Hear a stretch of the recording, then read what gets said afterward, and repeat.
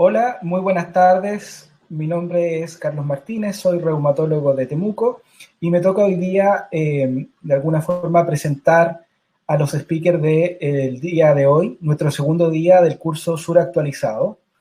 Y la verdad es que, primero que todo, agradecerles a ustedes por conectarse y por el interés demostrado. Y en segundo lugar, agradecer a quienes van a hacer las presentaciones del día de hoy. Sin mayor preámbulo, quiero dejar con ustedes a la doctora Lorena Soto, quien es reumatóloga del Hospital de Los Ángeles, de la 8ª región. Ella es reumatóloga formada en la Universidad de Indiana y hoy nos presentará el tema diagnósticos, novedades en el diagnóstico y tratamiento del lupus. Doctora Soto. Buenas tardes a todos. Gracias, doctor Martínez.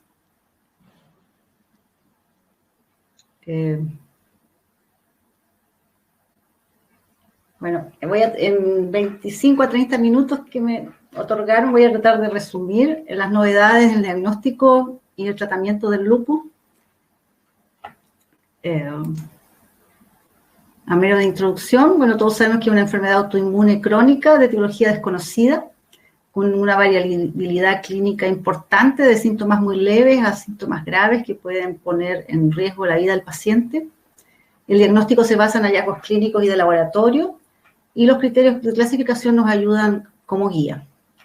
Hay hallazgos serológicos importantes, especialmente cuando tenemos anticuerpos específicos como el anti-DNA o el anti-SM.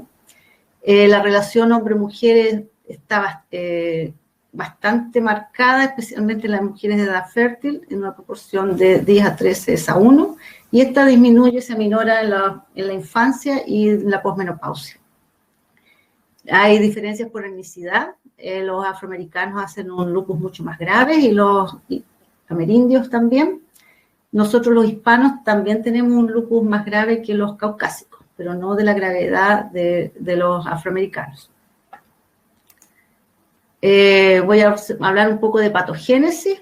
¿Por qué? Porque la mayoría de los blancos terapéuticos están orientados a en distintas vías de la autoinmunidad que se produce en el lupus. Tenemos una interacción entre la predisposición genética del individuo con precipitantes ambientales, como la luz ultravioleta principalmente, el cigarro y otras toxinas, factores inmunológicos y hormonales que interactúan y que van a producir la pérdida de tolerancia con la producción de anticuerpos que llevan a la manifestación de síntomas debido al estímulos proinflamatorios del tipo interferón tipo 1 y otras citoquinas, perdiéndose la tolerancia a los autoantígenos. Aquí tenemos otro esquema de la patogénesis en el lupus. En el lupus está empeorada la apoptosis del clearance apoptótico de las células. Los neutróficos también colaboran con su netosis a activar el sistema inmune innato con producción de interferón, activando el sistema inmune adaptativo, los linfocitos T y los linfocitos B. Aquí el factor estimulante de los linfocitos B lleva a la producción de autoanticuerpos y por otro lado los linfocitos T y citoquinas.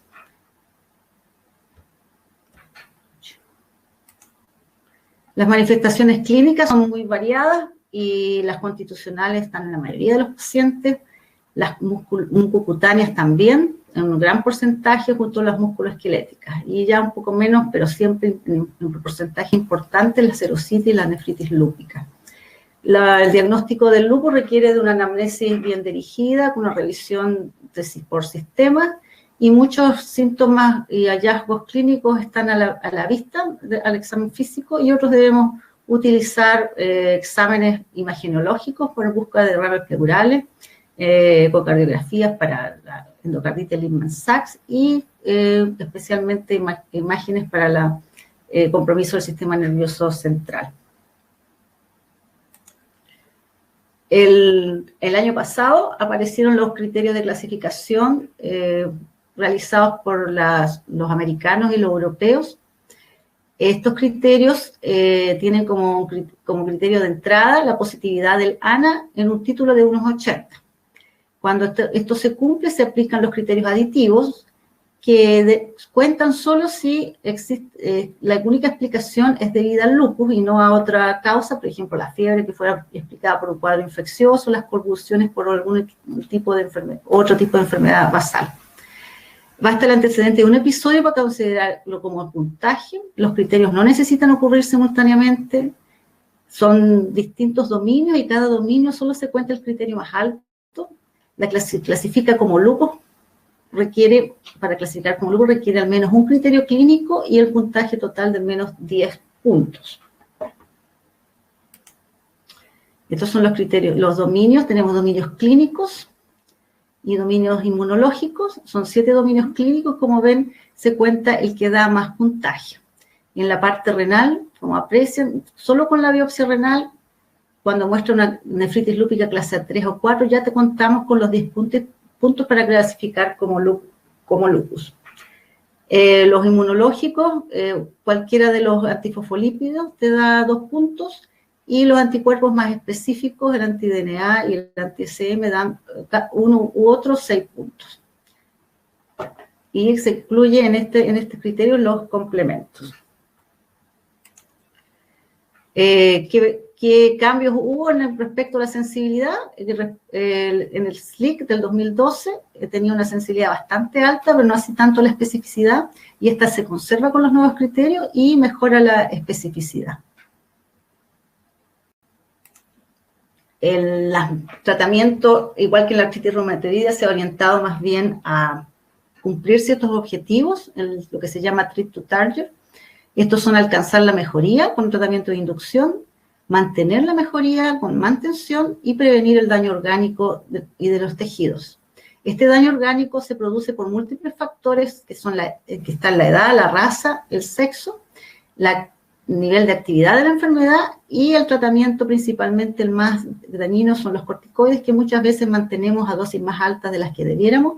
Estos 3 concatenados producen un daño que va a influir en la mortalidad o en el pronóstico de estos pacientes. Y no olvidarnos de mejorar la calidad de vida de ellos. El tratamiento del lupus, comenzaron los primeros reportes en 1890 con el uso de la asquinina y los salicilatos.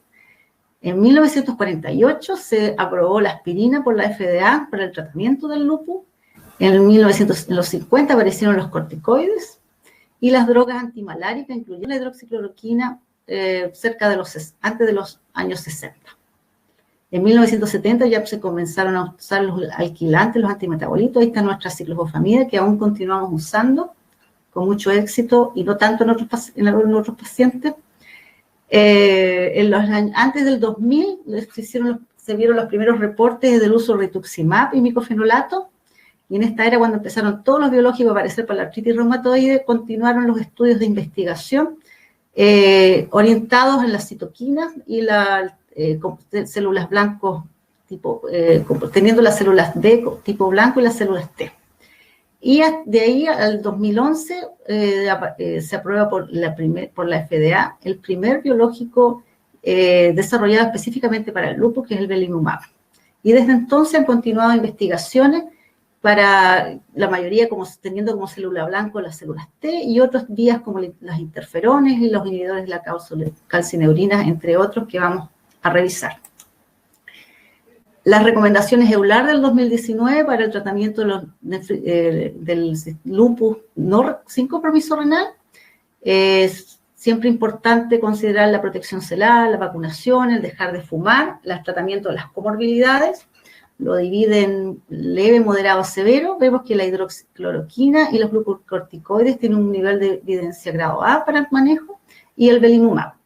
Los otros tienen menos nivel de evidencia, especialmente en el lupus severo, el micofenolato, la ciclofosfamida y el rituximab.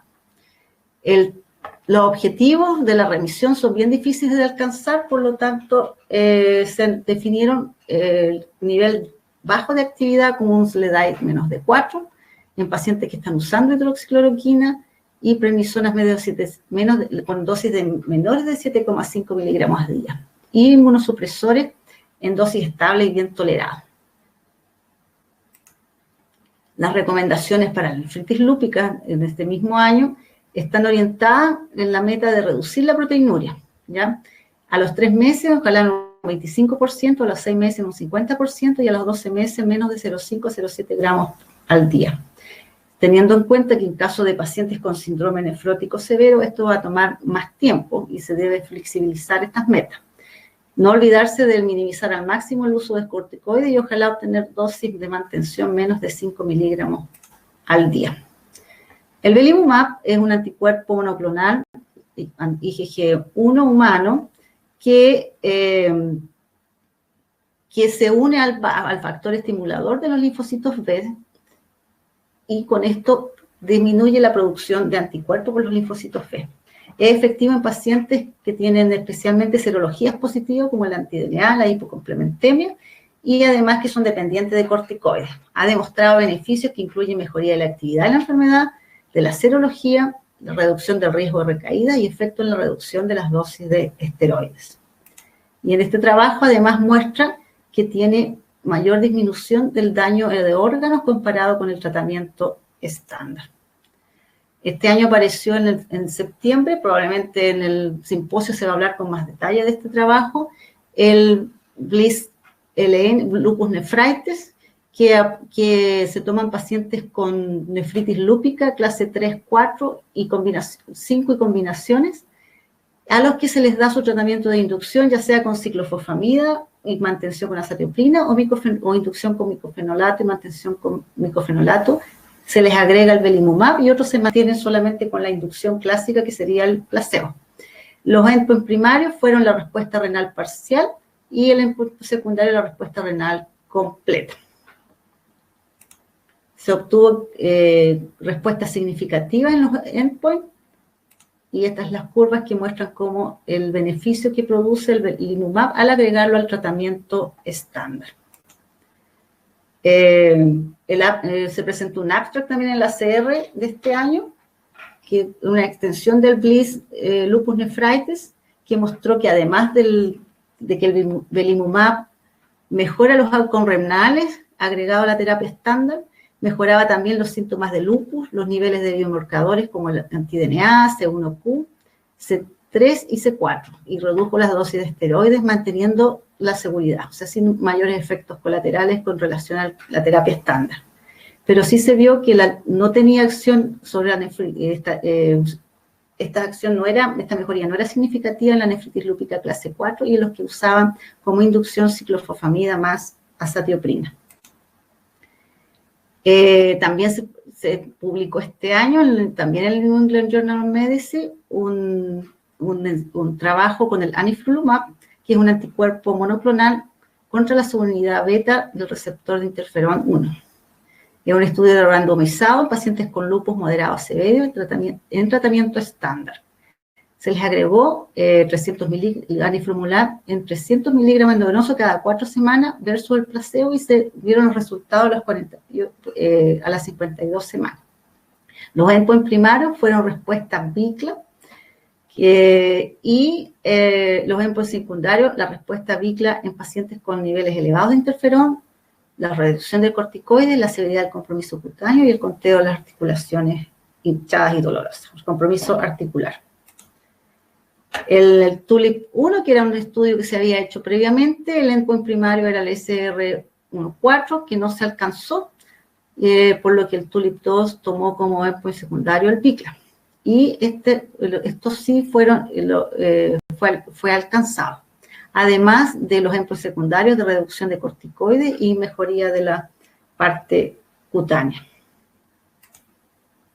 Por lo tanto, la administración endovenosa mensual de anifrolumab mostró un mayor porcentaje de pacientes que tuvieron respuesta BICLA a las 52 semanas comparado con el placebo. Además, redujo la dosis de glucocorticoides, la severidad del compromiso cutáneo, y cuando se medía el grupo con interferón, a altos niveles de interferón tipo 1, también tenía una respuesta BICLA positiva. Los efectos adversos más frecuentes fueron infecciones respiratorias altas, nasofaringitis, reacciones a la infusión y herpes zóster. La voclosporina es un nuevo inhibidor de los calcineurínicos desarrollado con una estructura distinta a la ciclosporina A incorpora una extensión del carbono con un doble enlace.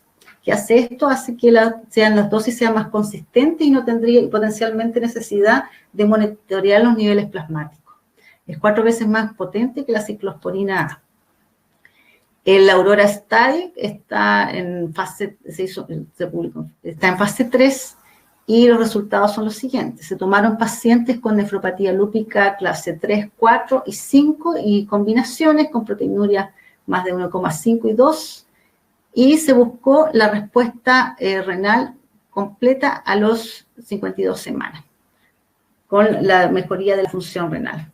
Y lo otro que se hizo en estos pacientes fue una disminución progresiva de las dosis de corticoides, que es lo que se está en boga ahora, tratar de usar menos dosis de corticoides y las dosis altas por el menos tiempo posible. La voclosporina se usó en 23,7 miligramos 2 veces al día, agregado al tratamiento estándar, que era micofenolato más corticoides orales. Y el placebo era el tratamiento estándar con micofenolato y corticoides. Que alcanzó los endpoints primarios y secundarios con la respuesta renal en forma significativa. El beneficio positivo observado en el Aurora confirma la efectividad del tratamiento cuando se agrega el tratamiento estándar. Y las probabilidades de alcanzar respuesta renal con voclosporina fueron 2,6 veces mayores que el tratamiento estándar, manteniendo el perfil de seguridad. Hay otro medicamento que se presentó también en el ACR, que todavía no tiene nombre, es el BIP59, que es un anticuerpo contra los antígenos de las células dendríticas. Como sabemos, el interferón tiene importancia en la patogénesis del lupus y son las células dendríticas las que lo producen, activadas por el complejo inmune. Estas tienen un receptor que se llama BCDA2, que están expresados únicamente en la superficie de las células dendríticas. El BIP59 es un anticuerpo monoclonal humanizado que se une a este receptor. Por lo tanto, debiera disminuir la producción de interferón.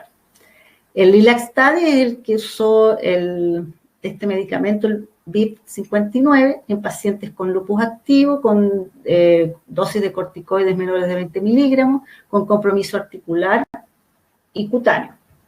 La dosis era 400 miligramos subcutáneos cada 4 semanas. Y el placebo era el tratamiento estándar. Se hicieron infusiones a las 0, 2, 4, o sea, 0, 2 y 4 semanas y después cada 4 semanas. El endpoint primario era la actividad articular y los endpoints secundarios, la respuesta SRI4 y el clase 50. Se alcanzaron el endpoint primario, las dosis de BIP59 a 400 miligramos subcutáneos cada 4 semanas por 20 semanas disminuyó significativamente el compromiso articular. Además, a las 24 semanas hubo mayor respuesta significativa del SRI4 y mayor respuesta cutánea, también comparado con el placebo. La incidencia de efectos adversos serios fue similar al placebo, lo mismo que las tasas de infecciones. Además, hay otros estudios que muestran como blanco los inhibidores de la JAK quinasa. El baricitinib se hizo un estudio en fase 3 y la dosis de 4 miligramos demostró respuesta en la artritis y en el rash, además de respuesta SRI4, por lo que está en proceso la fase 3. Hay otros mecanismos, el iberdomide o iberdomide. Esto es algo que también se mostró en el ACR de este año. Existen factores de transcripción ícaros y aiolos, ya que están involucrados en el desarrollo de la homeostasis y las células inmunes. Los genes polimorfos IKZF1 e IKZF3 están asociados con el riesgo de lupus y están sobreexpresados en las células de pacientes con lupus. ¿Qué hace el iberdomide? Se une al ligando cerebrón con alta afinidad y promueve la degradación de estos ícaros y aiolos, ¿ya? Por lo tanto, disminuye la producción de autoanticuerpos y de interferón. Entonces, este sería el mecanismo por el cual la usarían en el siguiente estudio. Este estudio también, en fase 2, se tomaron 3 dosis de iberdomide, 0,15, 0,3 y 0,45, más placebo, y estas dosis eran dadas diariamente, y el endpoint primario era la respuesta SR4 a las 24 semanas. Se vio que cumple los criterios de endpoint primario con respuesta SR1-4 a las 24 semanas y varios endpoints secundarios, dentro de ellos la disminución de corticoides, el compromiso articular. Es bien tolerado, con seguridad aceptable, con infecciones y neutropenia y rayas dosis dependientes. A los pacientes que se les disminuyó los niveles de aiolos y de interferón, se vio que estos respondían mejor, que tenían mejor respuesta al iberdomide. Por lo tanto, podrían ser usados como biomarcadores. Finalmente, para la nefritis lúpica, el riesgo de enfermedad renal terminal aún permanece alto. Se piensa que los RCT por los medicamentos anti-CD20 como el rituximab, el ocrelizumab, han fallado porque la depresión de células B no es consistente y no es suficiente como para ser beneficioso para la nefritis lúpica. Por lo que se plantea la hipótesis que una depresión mayor de linfocitos B en la sangre periférica y en los tejidos puede llevar a mejorar la respuesta clínica. Así aparece el obinutuzumab, que es un anticuerpo monoclonal humanizado anti-CD20 tipo 2, aprobado en el tratamiento combinado para las leucemias linfóticas crónicas y la linfoma folicular. Este anticuerpo monoclonal produce una mayor depresión de células B que el rituximab en los tejidos de pacientes con lupus.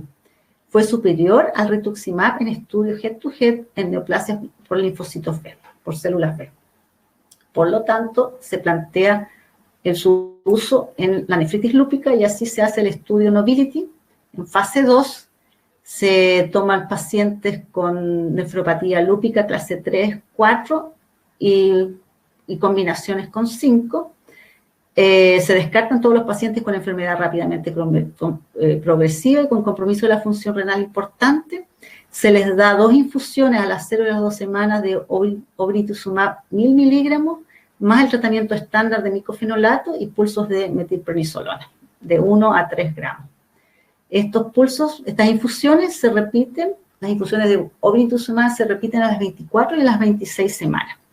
Los endpoints primarios fueron la respuesta renal completa y endpoints secundarios la respuesta renal parcial y los cambios en los niveles de anti-DNA, C3 y C4. Aquí se muestran los resultados. Se ve como ya a las 24 semanas se produce una franca mejoría de la respuesta renal completa y también con la respuesta renal parcial. Y lo más que impresiona son la precoz mejoría de los niveles de C3, la recuperación de los niveles de anti-DNA, la disminución de la proteinuria y la recuperación de la función renal. Como conclusión, entonces, el obinutuzumab mostró beneficios clínicamente significativos sobre el tratamiento estándar en respuesta renal, que fue sostenido hasta incluso 18 meses después de la última infusión. Además, una mejoría significativa de la serología, con normalización del anti-DNA y de los C3 y C4, y de la disminución significativa de la proteinuria. Depresión rápida. Esto plantea que la depresión rápida y completa de células B periférica puede ser muy efectiva en la nefritis lúpica y demostró que no hubo mayores efectos adversos serios, contrario a lo que se podría haber pensado. No hubo infecciones serias o muerte comparadas con el tratamiento estándar. Actualmente está en proceso la fase 3, que el estudio se llama Regency. Por lo tanto, como conclusión, tenemos que para el tratamiento del 2021 podría aprobarse la nifrolumab para el tratamiento del lupus, el baricitinib, según los resultados de la fase 3, el belimumab ya tiene evidencia para la nefritis lúpica agregado sobre el tratamiento estándar y la voclosporina también podría ser un nuevo medicamento usado para la nefritis lúpica. En el futuro, el iberdomide, según como se muestra en la fase 3, y lo mismo el obinutuzumab para la nefritis lúpica. Como ven, todas las investigaciones que se han hecho de los mecanismos patogénicos del lupus ha llevado que las terapias sean más bien tipo target therapy, terapias en blanco, y el belimumab es el primer anticuerpo monoclonal aprobado por la FDA para lupus. Hay otras terapias blanco ahora que se han orientado con los inhibidores de la calcineurina, en este caso la voclosporina, los inhibidores de la JAK, mayor depresión de las células beta y la vía de los interferones. Se ha visto que alcanzando la baja actividad en los pacientes con lupus, empleando una conducta trip to target, se puede reducir el daño orgánico y con esto mejorar el pronóstico de los pacientes lúpicos. Como ven, hay hartas cosas que han aparecido con distintos mecanismos, lo que hace que el futuro se vea más promisorio para nuestros pacientes con esta patología que esperamos que para el 2021 tengan mejores noticias. Gracias. Bueno, muchas gracias, doctora Soto, por su completa revisión sobre las nuevas alcances en el diagnóstico y las alternativas de tratamiento en el lupus. Y la verdad es que, como bien señala usted al fin de su presentación, digamos, bastante esperanzador, dado que el lupus es una enfermedad compleja cuando está muy activo o tiene una enfermedad muy grave. Y en ese contexto, aprovechando que tenemos algunos minutos antes de terminar, hay algunas preguntas de la audiencia, una que hace mención sobre si con los tratamientos actuales de lupus que utilizamos o algunos de los que mencionó, ¿hay alguna contraindicación con vacunas como por ejemplo la de la influenza, doctora Soto? No, la influenza al contrario, hay que usarla en los pacientes lúpicos. No tiene nada vivo, entonces al contrario, las vacunas que están prohibidas son las vacunas vivos, no las vacunas, o sea, los atenuados, no las vacunas de influenza o la Prevenar, la Neumovax. Esas sí se pueden dar en los pacientes y debieran darse previo al inicio de biológicos. Doctora, una pregunta personal en relación al último trabajo que mostró en este medicamento, que es un reforzado de rituximab, ¿no es cierto? El nombre no lo aprendo, pero... exactamente. Quería saber si alguna referencia en cuanto a eventos adversos, por ejemplo, que haya notado usted que sean preocupantes o nada nuevo, digamos, en relación a lo que ya sabemos, por ejemplo, del uso. Nos mostraron el trabajo, habría que ver la publicación, ¿no? Esto fue el abstract y aparentemente no tenía mayores efectos, a pesar de toda la depresión linfocitaria que se produce, no tendría mayores infecciones o efectos adversos serios comparados con la terapia estándar. Pero habría que ver el trabajo cuando se publique como para analizarlo mejor. Pero fue el abstract el que fue presentado en vivo, y aparentemente no habían efectos colaterales mayores. De acuerdo. Bueno, quiero dejar los invitados desde ya a que mantengan sus preguntas, las vayan incluyendo en el chat, porque al final de las presentaciones vamos a tener una mesa redonda donde nuevamente vamos a contar con la doctora Soto y vamos a poder, digamos, conversar más en profundidad algunos temas en relación a su presentación. Y siguiendo con el programa de hoy, es muy grato, la verdad, poder presentar al siguiente invitado, quien presenta, digamos, en relación a el simposio de GlaxoSmithKline, quien es el profesor Munter Camastra, quien, para nuestra fortuna, hizo los estudios de medicina en Barcelona y medicina interna, por lo que habla muy bien español. Actualmente, desde los años 90, trabaja en la unidad de lupus, doctor en Londres, y trabaja en el Hospital St. Thomas. Muy bienvenido, doctor. Le agradecemos la conexión. Sabemos que donde está usted actualmente son las 3 de la mañana, así que muy contentos de poder tenerlo en vivo y también, por favor, les pido a la audiencia que vayan también planteando sus preguntas para que al final de su presentación podamos resolver todas nuestras inquietudes. Doctor, sin más, lo dejo en el... Muchas gracias. Muchas gracias, doctor Martínez. ¿Me escuchan? ¿Sí? Perfectamente. Muchas gracias, muchas gracias. Otra vez, buenas noches a todos. Es un placer volver a Chile, a pesar que sea virtual. Me hubiera gustado que sea físico, pero mira, el virus no lo permite. Es un placer en los próximos 20-25 minutos hablar de un ensayo clínico que se ha hecho con belimumab en nefropatía activa severa, y la doctora ya mencionó el estudio, que es estudio positivo, y publicó en New England Journal of Medicine. Pero yo voy a aprovechar a presentar el estudio con más detalle, y al final tendremos unos 5 o 10 minutos para preguntas y respuestas.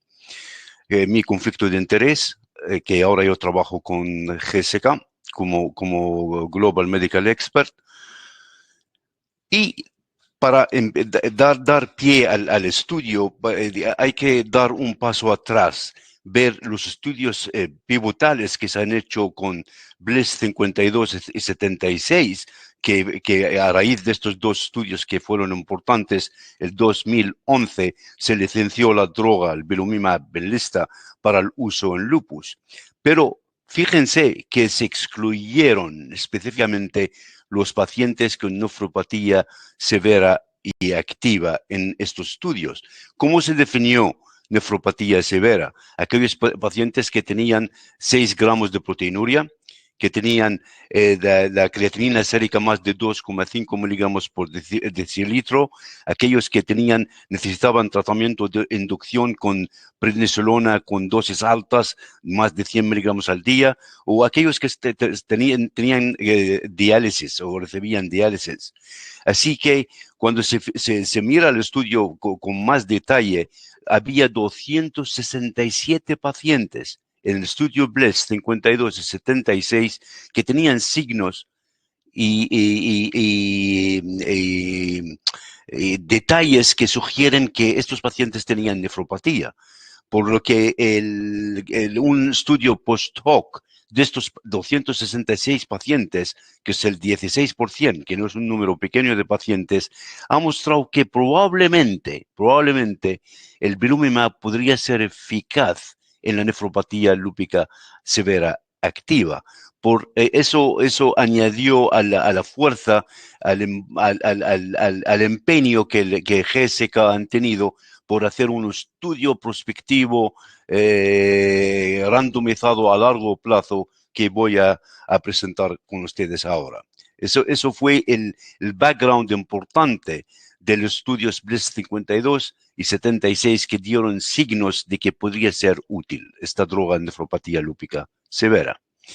El diseño del estudio, que tiene varios detalles que quiero gastar aquí un minuto para dar peculiaridades de este estudio. El primero, a la izquierda, se fijan que es 448 pacientes con biopsia clase 3, 4 o 5 o combinaciones. Esa es la serie más amplia, o el estudio más amplio de la literatura hasta ahora. Es el número 448 pacientes.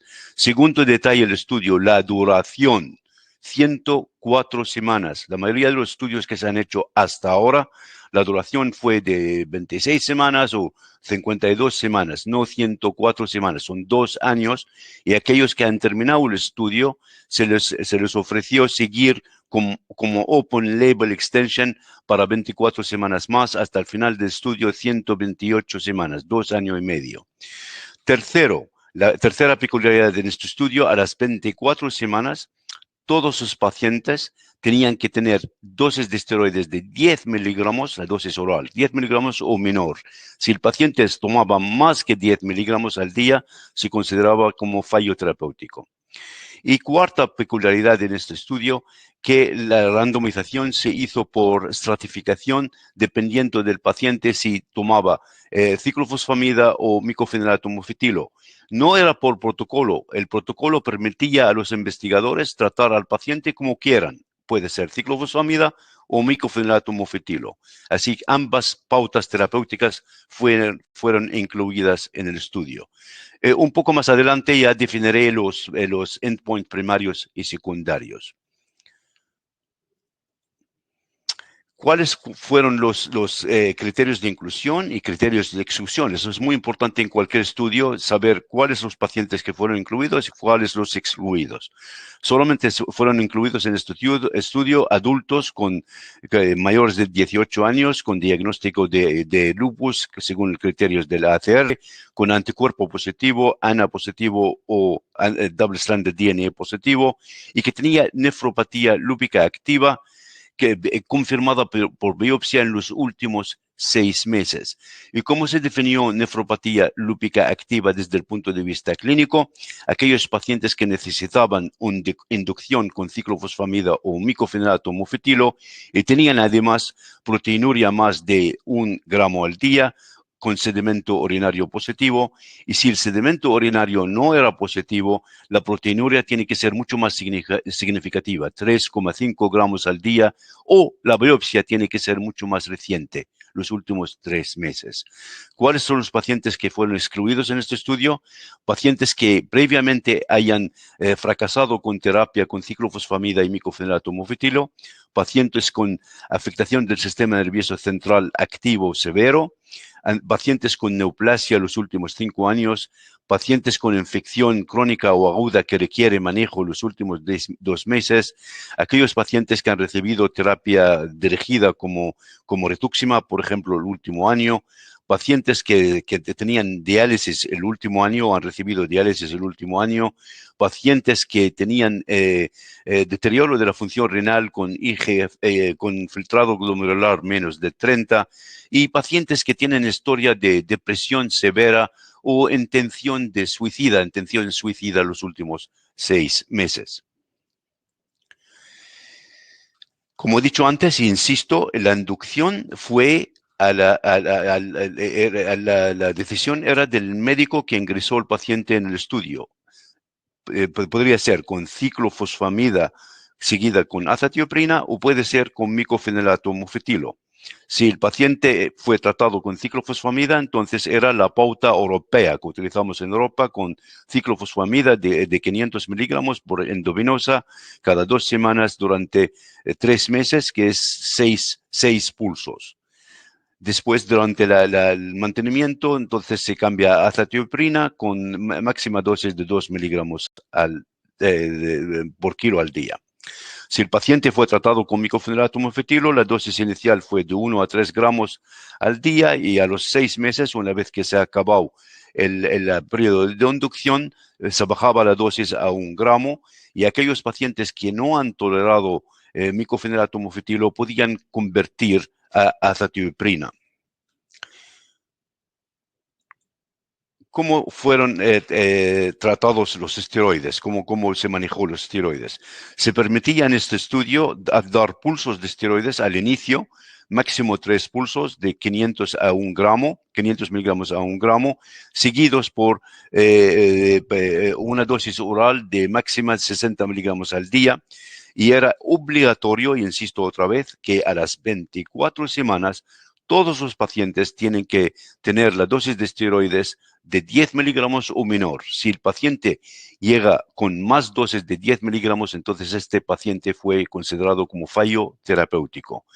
Se sugirió esta pauta de reducción paulatina, pero el médico no tiene que seguir esta pauta, pero lo fundamental es llegar a los 10 miligramos a las 24 semanas para evitar que su paciente sea considerado como fallo terapéutico. ¿Se permitía hacer rescate con esteroides? Sí, se permitía. Pero si el rescate es para enfermedad renal asociada a la actividad renal, a partir de las 24 semanas, este paciente se hubiera considerado como fallo terapéutico. Si el rescate se debe a una reactivación de la enfermedad lúpica cutáneo articular o una reacción alérgica, entre las 24 semanas y 76 semanas se permitía con máxima dosis de 20 miligramos al día durante 14 días y se permitían hacer solamente 2 ciclos de este rescate separados por 3 meses. Fíjense que entre las semanas 76 y 104 no se permitía subir la dosis de esteroides por cualquier causa, Si el paciente ha requerido incrementar la dosis de esteroides, este paciente se hubiera considerado como fallo terapéutico. ¿Cómo se manejaron los otros medicamentos? Los antimaláricos fueron recomendados a todos los pacientes durante la visita de screening o al baseline, la visita inicial, a la dosis recomendada. Y si el paciente empieza a tomar la dosis durante el periodo de inducción, está bien. Pero si el paciente empieza a tomar el medicamento después de las 24 semanas, entonces el paciente se hubiera considerado como fallo terapéutico. ¿Cómo se manejaron los otros inmunosupresores? Si el paciente estaba tomando, por ejemplo, metotrexato antes de iniciar el estudio, está bien. Pero si cualquier paciente se hubiera añadido cualquier otro inmunosupresor durante la fase de inducción, este paciente se hubiera considerado como fallo terapéutico. Respecto a los antihipertensivos como angiotensina, inhibidores inhibidores de ACE y ARB o combinación de ambas, pues fue recomendado para todos los pacientes durante el periodo de inducción. Pero estos medicamentos, al igual que los antimaláricos, si se añaden a partir de las 24 semanas, se hubieran considerado como fallo terapéutico. Los ANS y aspirina no fueron recomendados durante el estudio, pero si el paciente toma estos medicamentos por cualquier razón, no se hubieran considerado como fallo terapéutico.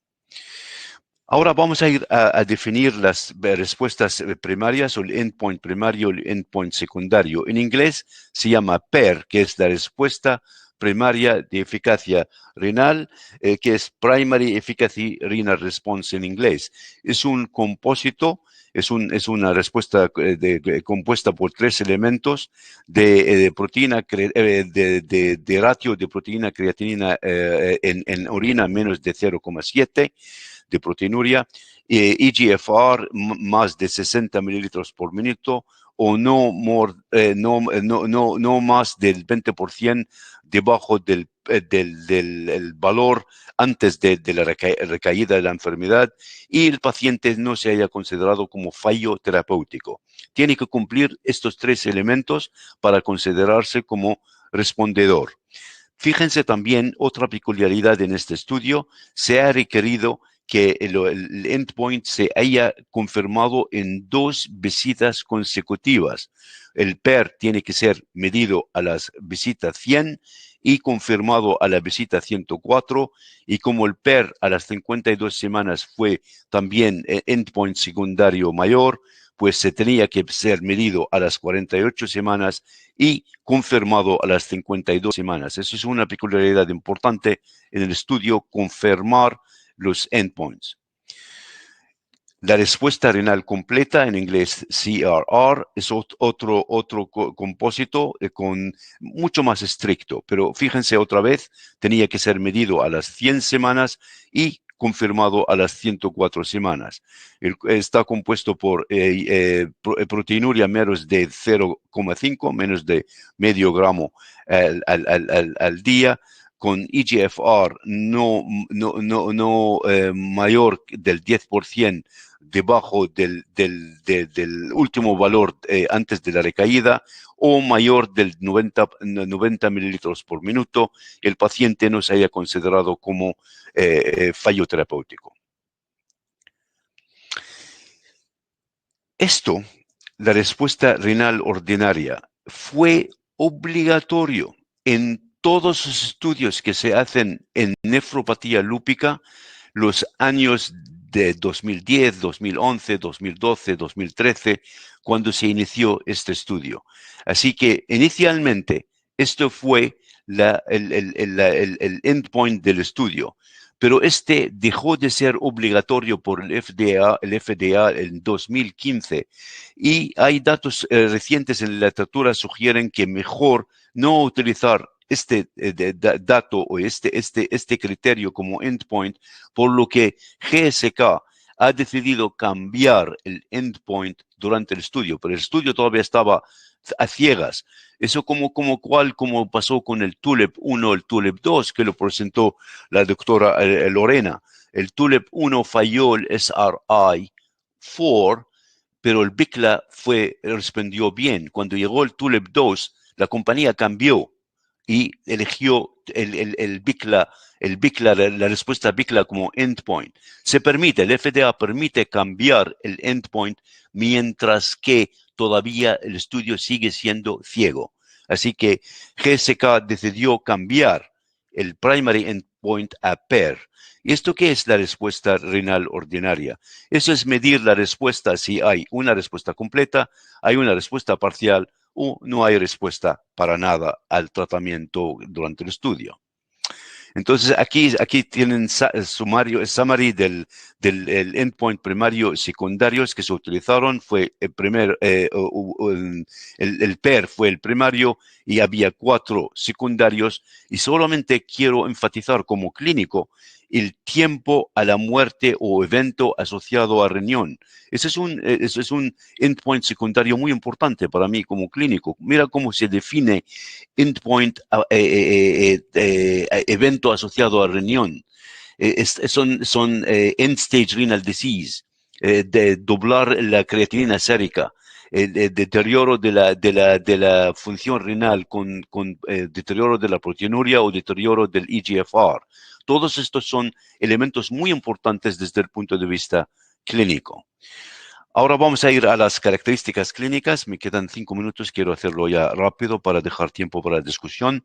Pues como ven en el estudio, pues la mayoría de los pacientes fueron mujeres, 88%. La edad media fue 33 años. La duración de nefritis lúpica fue corta. La mayoría de los pacientes fueron de reciente diagnóstico, como ven en la diapositiva.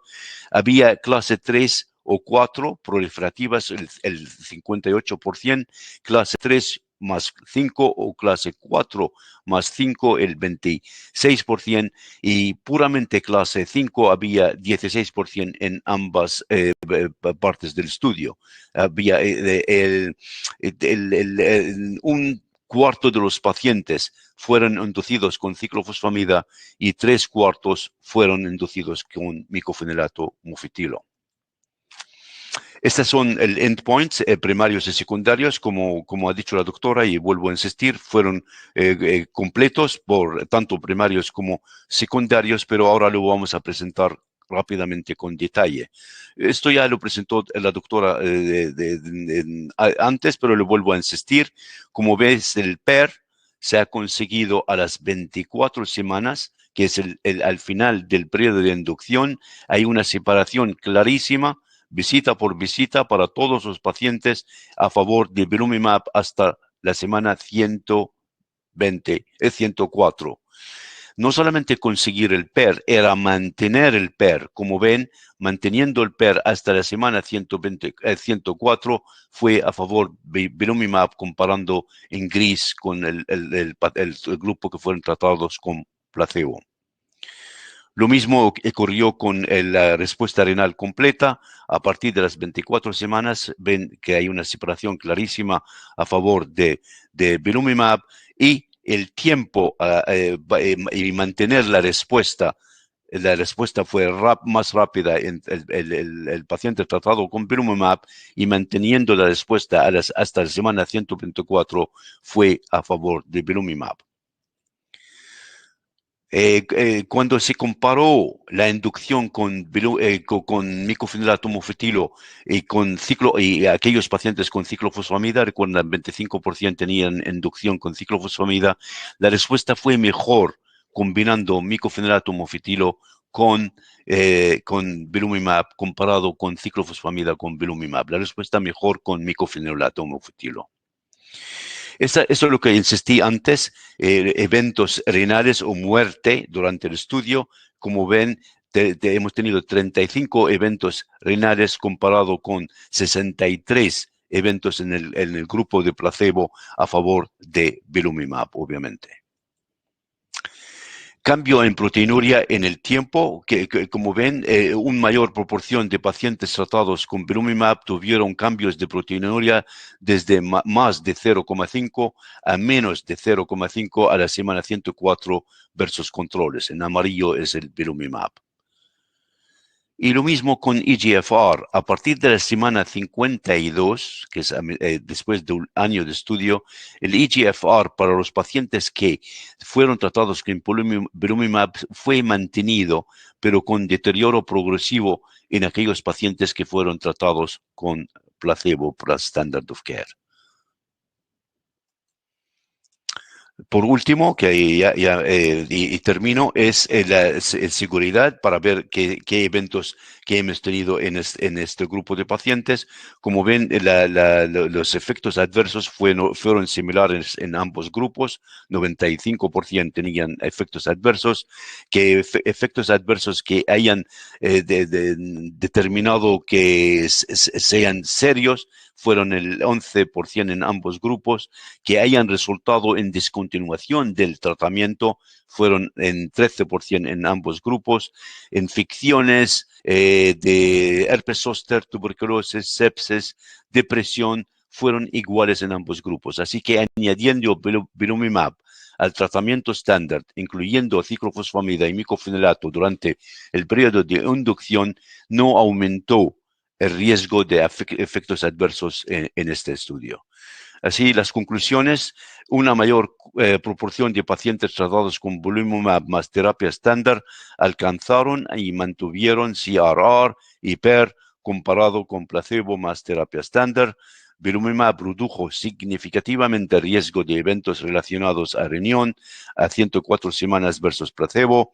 La mejoría en los parámetros renales ocurrió en el contexto de una reducción sostenida del uso de corticosteroides. Perfil de seguridad de belimumab más tratamiento estándar fue similar a terapia estándar por sí sola y era lo esperable para la población con nefropatía lúpica. Muchas gracias.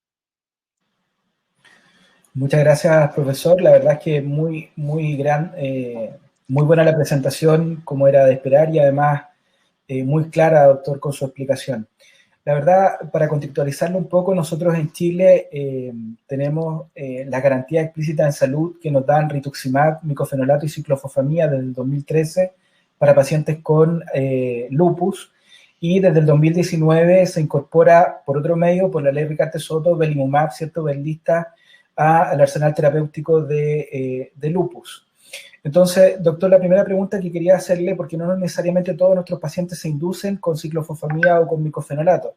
Hay algunos pacientes con nefritis lúpica que se inducen después de los bolos de metilprednisolona con rituximab. Siendo ese el caso, ¿en qué momento, si usted tiene la experiencia o la respuesta, por supuesto, entiendo que no está en la presentación que acaba de hacer, ¿en qué momento usted cree que es seguro o sería pertinente eventualmente incluir belimumab dentro de estos pacientes cuando no han tenido una respuesta tan satisfactoria inicial? Me está diciendo, doctor Martínez, es que es rituximab con belimumab y utilizar los dos monoclonales a la vez. Claro, o mejor dicho, más que a la vez, ¿cuándo sería pertinente, después de usar rituximab, plantear el uso de belimumab? Vale, es que se está ensayando.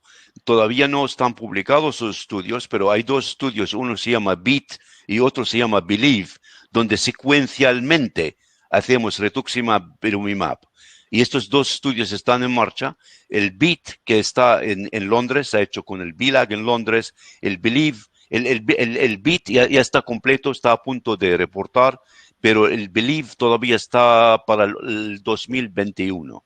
Así que el comité de data monitoring no han parado ambos estudios. Eso lo que significa, no nos da eficacia, pero lo que nos da seguridad que no, combinando secuencialmente estos dos monoclonales en el mismo paciente, no hay signos de toxicidad o aumento de adverse events, lo cual nos complace escuchar esto, pero estamos ansiosos de ver los resultados. porque lo que usted plantea es muy importante, porque no todos los pacientes responden al tratamiento estándar. Solamente 40% responden. Entonces, ¿qué hacemos después?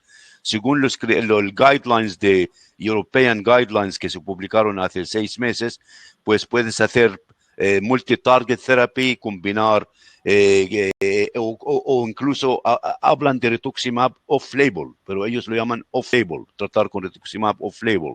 Tenemos varias opciones, pero estamos ansiosos de ver los resultados combinando ambos monoclonales en el mismo paciente. Gracias.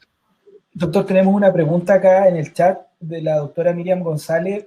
Pregunta si belimumab podría usarse desde el comienzo, desde el momento en que se plantea la nefritis lúpica, lo plantea como... Es lo que hemos hecho en este estudio. Entonces, el paciente fueron randomizados. No nos hemos metido cómo tratas a la paciente. Si quieres ciclofosfamida, la tratas con ciclofosfamida, y si quieres micofenilato, pero al mismo tiempo incluyes belimumab. Así que en nuestro ensayo clínico, el belimumab fue añadido durante la inducción y se ha mantenido hasta 104 semanas y 24 semanas más de extensión a aquellos pacientes que han querido participar como Open Study. Sí, la respuesta es que sí, durante la inducción. Doctor, no puedo dejar de preguntarle lo siguiente. Cuando se incorporó belimumab 6 años después de rituximab en el manejo del lupus en general en Chile, la verdad es que se incorporó bajo 2 premisas. Una era el lupus refractario, particularmente el articular, y el otro el con compromiso cutáneo también refractario.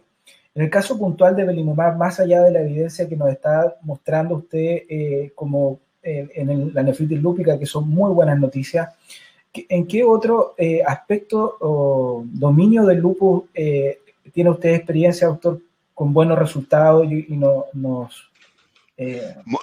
cutáneo articular? Con ese concepto se incorporó. Cutáneo articular son los pacientes más comúnmente se utiliza el belimumab cuando son refractarios al tratamiento estándar. Pero una cosa que hemos aprendido del uso de belimumab, ya tenemos experiencia 9, 10 años con belimumab y más de 100.000 pacientes tratados con belimumab. Ahorras esteroides. Si el paciente necesita más de 10 miligramos de esteroides al día, belimumab sería una arma que tienes en mano para poder reducir la cantidad de esteroides. Esteroides a largo plazo, aunque sea 6 miligramos al día, aunque sea 6 miligramos según Michelle Petri, los estudios de John Hopkins, a largo plazo hacen daño. Así, cualquier droga que disminuye el uso de esteroides o la necesidad de esteroides sería muy pertinente utilizar belimumab. ¿Qué otras? Pues aquellos pacientes que tienen lo que se llama alta actividad serológica. Tienen actividad de anti-double stranded DNA muy alto y complemento bajo. Y si tienen otra sintomatología con lupus, serían muy buenos candidatos para utilizar belimumab. No tenemos respuesta órgano por órgano. Recuerda, SRI, la respuesta de los ensayos clínicos es una respuesta global. Ningún estudio se ha hecho, oye, vamos a enfocar la respuesta hematológica o la respuesta pulmonar o la respuesta, no hay ningún estudio específicamente más de la nefropatía lúpica que acabamos de decir. Recuerda que hemos excluido en todos los estudios la afectación del sistema nervioso central. A mí me duele esto, decirlo, pero es así. Se han excluido todos los estudios, todos. Afectación severa del sistema nervioso central, porque es difícil de medir la respuesta. Y segundo, como sabe usted, que tenemos más de 19 diferentes síndromes neurológicos y es difícil hacer un estudio neurológico. Es una pena. Es como se dice en inglés, unmet need. La afectación del sistema nervioso central. No tenemos experiencia con belimumab con afectación del sistema nervioso central. Doctor, en relación al estudio que nos presentó, nos llega una pregunta que dice, ¿cómo explicaría que no tuvieron la misma respuesta los pacientes inducidos con ciclofosfamida comparados con micofenolato? Pues no, es difícil de explicar. Lo estamos analizando con detalle. todavía no hemos analizado las biopsias, todavía no hemos analizado el subgrupo de dónde vienen estos pacientes, si son latinos, si son americanos. Recuerda, es un estudio global. Estamos analizando solamente lo que hemos publicado hasta ahora en New England Journal of Medicine.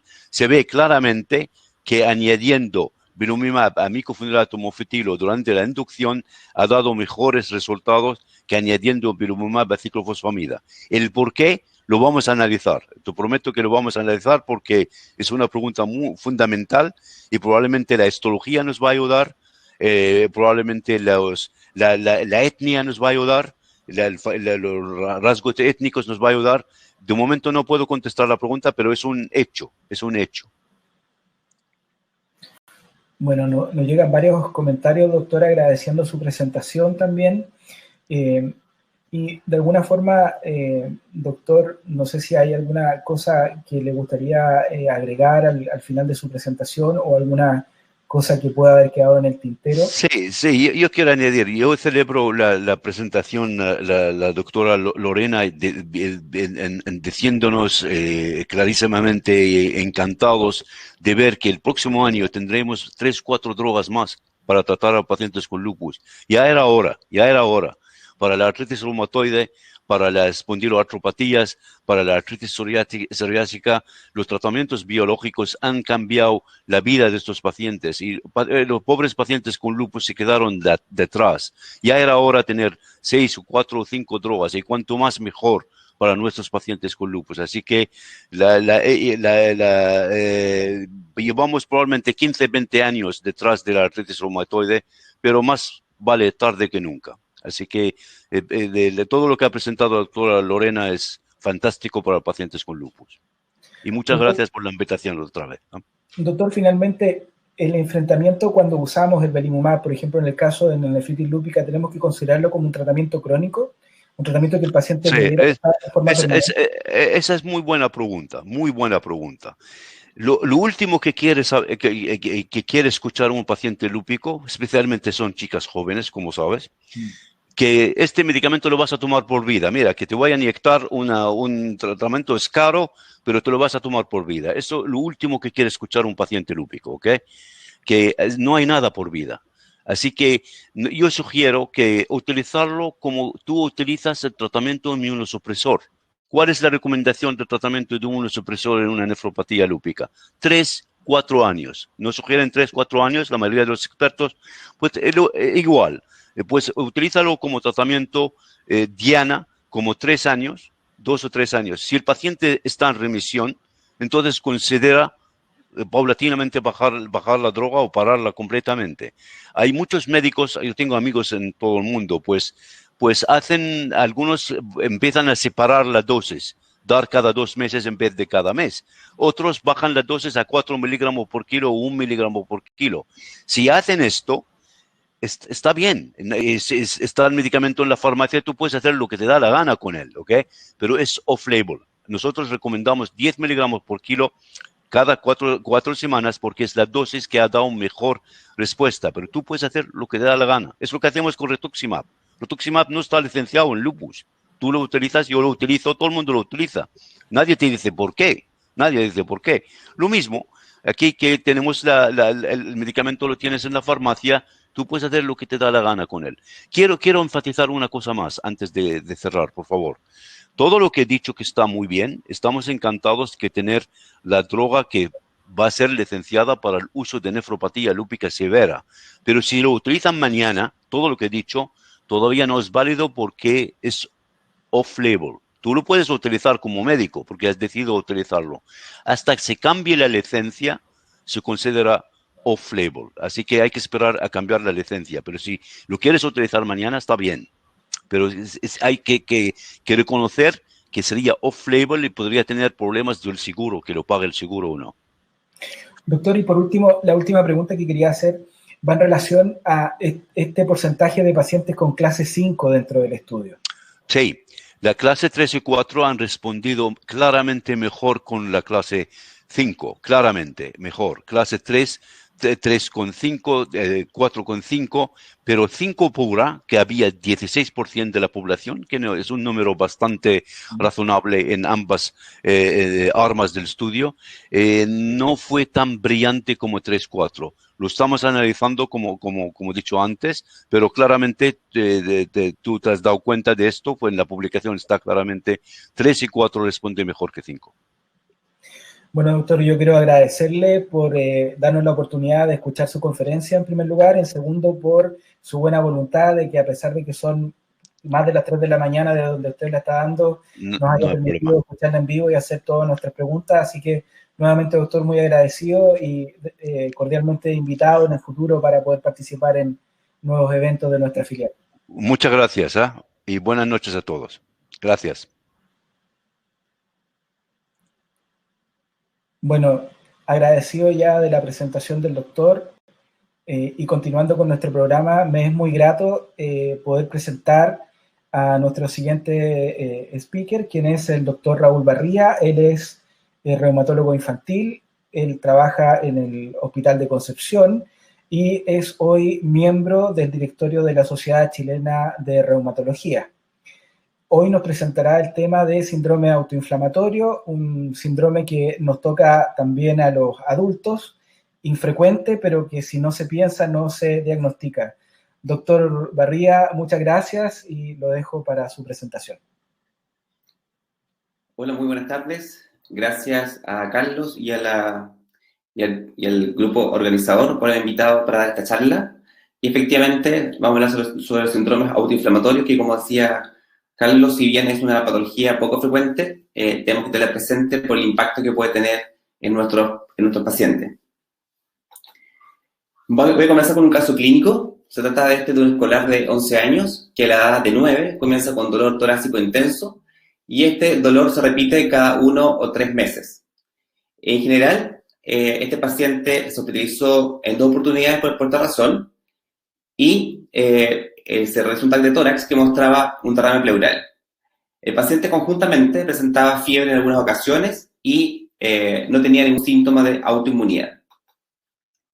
Los exámenes mostraban presencia de leucocitosis, tenía una VHS-35 y particularmente resultó positivo con un anticuerpo antinuclear 1-320. Los padres eran sanos, tenía una hermana sí con parálisis cerebral producto de una asfixia neonatal y sí tenía un tío paterno y un primo del padre con antecedente de fiebre recurrente. Ahora, entrando sobre lo que se trata de estos síndromes autoinflamatorios, estos síndromes autoinflamatorios son episodios espontáneos, recurrentes, donde hay una inflamación sistémica exagerada y que aparentemente no hay ninguna causa. No hay una causa infecciosa, no hay una causa oncológica, no hay una causa hematológica que explique la aparición de estos cuadros febriles. Y se ha determinado que lo que ocurre es que hay una alteración del sistema inmune innato, principalmente porque se ha visto que no hay presencia de autoanticuerpos, como tampoco hay presencia de linfocitos T autorreactivos. Estos síndromes, que antiguamente se llamaban síndromes periódicos, pero que en realidad se cambió el nombre porque no había una periodicidad. Porque no había una periodicidad en los cuadros febriles. Y habitualmente se compromete la piel, las serosas, el ojo, el aparato musculoesquelético y también el sistema nervioso central. Como conceptos, los síndromes autoinflamatorios son enfermedades bastante raras, se ven por lo menos en menos de 5 casos por 10.000 habitantes, son enfermedades hereditarias, aunque solamente un 10% pueden tener antecedentes familiares de esta patología, y esto se ve porque hay muchas mutaciones para cada enfermedad, por tanto no todas están reconocidas y no todas tienen una significancia clínica y patológica. Y lamentablemente no tenemos ningún examen que nos pueda hacer el diagnóstico, desde el punto de vista, no hay examen de sangre, no hay radiografía, no hay resonancia, solamente se puede hacer el diagnóstico a través de estudios genéticos.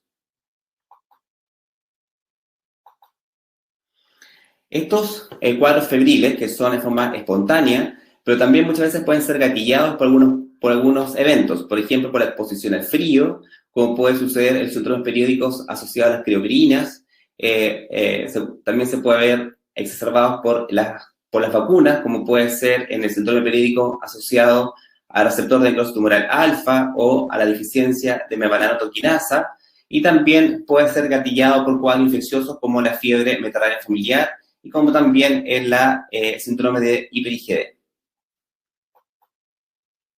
Por lo visto, si lo podemos clasificar desde el punto de vista genético, estos síndromes autoinflamatorios los podemos clasificar en monogénicos, donde se ha podido identificar claramente un gen causante de estos síndromes autoinflamatorios. Y aquí tenemos la fiebre metarrárea familiar, que por lejos es la más frecuente, el TRAPS o el síndrome periódico asociado al receptor de necrosis tumoral alfa, la deficiencia de mevalanotoquinasa y también los síndromes periódicos asociados a la esquilopirina. Y hay muchos más.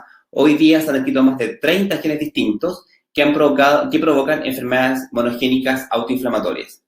También están las enfermedades poligénicas, como el FAPA, la enfermedad de Behçet, la artritis idiopática juvenil,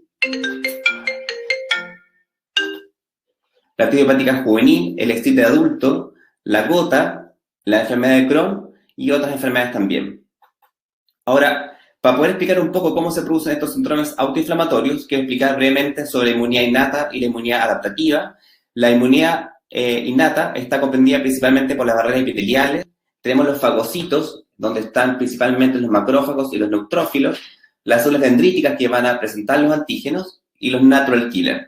Esta es una respuesta que es rápida, que se monta en pocas horas, no es una respuesta que sea específica y responde o reacciona principalmente a patrones moleculares asociados a patógenos.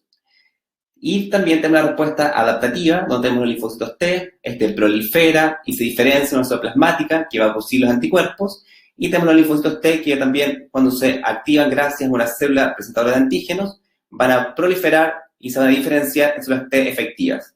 Esta es una respuesta que es mucho más lenta, demora unos días o algunas semanas en montarse, pero tiene la ventaja que es específica al antígeno que está expuesto el paciente. En cambio, la respuesta inmune innata es una respuesta que es rápida, es poco específica, y el síntoma principal de esta activación de la inmunidad innata es la presencia de fiebre. Y aquí, para explicar un poco cómo aparecen los síndromes autoinflamatorios, tenemos un macrófago, donde estos macrófagos nos reconocen a través de estos receptores de reconocimiento de patrones moleculares, donde tenemos dos tipos de receptores, los que son de superficie, que son los conocidos los receptores tipo TOL o light receptors, y también receptores citoplasmáticos, que son los receptores tipo NOD. Y estos receptores van a reconocer patrones moleculares, ya sea a patógenos, que son los PAMs, o también patrones moleculares asociados a daño tisular, que son los DAMs, y son los que van a principalmente activar el complejo de las caspasas y que van a producir citoquinas proinflamatorias, que son causantes de estos síndromes autoinflamatorios. Generalmente, en las células tenemos estos organelos citoplasmáticos que están bien organizados, delimitados por membranas, como las mitocondrias, el retículo plasmático rugoso, liso, el aparato de Golgi, pero también en las células, en el citoplasma, hay un complejo de proteínas, una plataforma proteica bastante compleja, y que va finalmente a activar y a producir las citoquinas proinflamatorias, como la interleuquina 1, la 18, que son las responsables de los síntomas de los síndromes autoinflamatorios. Aquí tenemos también algunas vías, como diferentes patologías de los síndromes autoinflamatorios van a activar principalmente o a producir principalmente interleuquina 1, que va a producir todos los síntomas innatos, también aumento de la interleuquina 6 y también aumento del factor necrosis tumoral alfa. Todas ellas son citoquinas proinflamatorias que derivan de la inmunidad innata y que son responsables de la gran mayoría de los síndromes autoinflamatorios. Por tanto, le podemos clasificar desde el punto de vista si son monogénicos o poligénicos, y de la clasificación de los monogénicos tenemos las inflamasomopatías, que como vimos anteriormente, este inflamasoma va a activar las caspasas y las caspasas van a producir la interleuquina 1. También tenemos la vía del NF-kappa beta, que es un factor de transcripción nuclear. Se traslada al núcleo y promueve la expresión de genes, principalmente de la interleuquina 1, de la interleuquina 6 y también del factor necrosis tumoral alfa. Y también tenemos la las interferopatías, que también son otras enfermedades de tipo autoinflamatorio, que también producen un exceso de interferón gamma, y eso va a producir también los síntomas sistémicos propios de las enfermedades autoinflamatorias. Ahora, para hablar un poco de cada una de ellas en forma muy sucinta y de las más frecuentes, la más frecuente por lejos es la fiebre metarrenal familiar, es la más prevalente, es una enfermedad que es autosómica recesiva y menos frecuentemente es heterocigota. Hay hasta un 10 hasta un 55% de pacientes que solamente tienen un diagnóstico clínico, no hay una confirmación genética. Esto porque hay más de 80 mutaciones distintas y algunas no tienen una relevancia patogénica aún. Por lo tanto, solamente la mitad de los pacientes tienen una confirmación genética de esta patología. Tenemos dos tipos de fiebre metarrenal familiar, la clásica, que es la que vamos a escribir ahora, y también hay está el tipo 2, que se ve principalmente en adultos y que se manifiesta por la presencia de amiloidosis renal. Lo más importante es que el 85% de la fiebre metarrenal familiar se presenta antes de los 20 años de edad, pero un 14% se presenta en pacientes sobre 20 años y el 1% en los pacientes sobre los 40 años. Por lo tanto, hay un 15% de los pacientes que podrían ser vistos por los reumatólogos o los inmunólogos de adultos. Y aquí, ¿cómo se produce la fiebre metarrenal familiar? Tenemos este inflamasoma, que en el fondo va a activar a las caspasas, y la caspasa va a clivar o a separar esta prointerleuquina 1 a la interleuquina 1 que es activa. Esta sale de la célula y produce su efecto biológico. Entonces, lo que produce la fiebre metarrenal familiar es que se inhibe una proteína que es inhibitoria de este inflamasoma, y al no estar inhibido, este se sobreexpresa y produce mayor cantidad de interleuquina 1B. Aquí, en la fiebre metarrenal familiar se producen brotes de fiebre. La fiebre puede durar entre 12 a 72 horas y se repite de forma bastante recurrente durante el año, pero no de forma periódica o con una periodicidad exacta. Por ejemplo, aquí vemos que está en enero, febrero, se salta abril, mayo, junio, y así uno ve que no todos los meses los pacientes tienen fiebre. Aquí, junto con la fiebre, hay un compromiso de las serosas importante, por lo tanto, habitualmente los pacientes pueden tener dolor abdominal entre un 50 y un 70%. También puede haber una peritonitis bastante extensa y se puede confundir con una apendicitis. Y otro elemento bastante característico es el dolor pleural que se manifiesta, o el compromiso pleural que se manifiesta por dolor torácico, que es lo que tenía nuestro paciente que yo les comentaba en un comienzo. Las fiebres periódicas pueden ser gatilladas o exacerbadas principalmente por la menarquia y la menstruación, también por el estrés y el agotamiento físico. Por lo tanto, los pacientes pueden tener crisis más frecuentemente, sobre todo las mujeres, cuando tienen su periodo menstrual. Otro elemento que uno ve con bastante frecuencia en los pacientes con fiebre metarrenal familiar es el dolor articular. Habitualmente es una artritis monoarticular, principalmente grandes articulaciones de extremidades inferiores como la rodilla, el tobillo. En general es una artritis aguda, dura entre 5 o 7 días, que responde bastante bien a los AINES. Pero hay un porcentaje menor de pacientes que pueden ir hacia la artritis crónica, que afecta principalmente a las sacroiliacas y se puede confundir con la espondiloartropatía. También los pacientes con esta patología pueden tener lesiones cutáneas, principalmente en las extremidades inferiores, y se parece mucho a una lesión cutánea como la erisipela, como vemos en la fotografía. Y también lo que es característico de todos los síndromes autoinflamatorios, que cuando hay una crisis o un ataque de fiebre, hay aumentos de la frecuencia de fase aguda como la VHS, la PCR y el amiloide sérico, que lo podemos cuantificar y medir.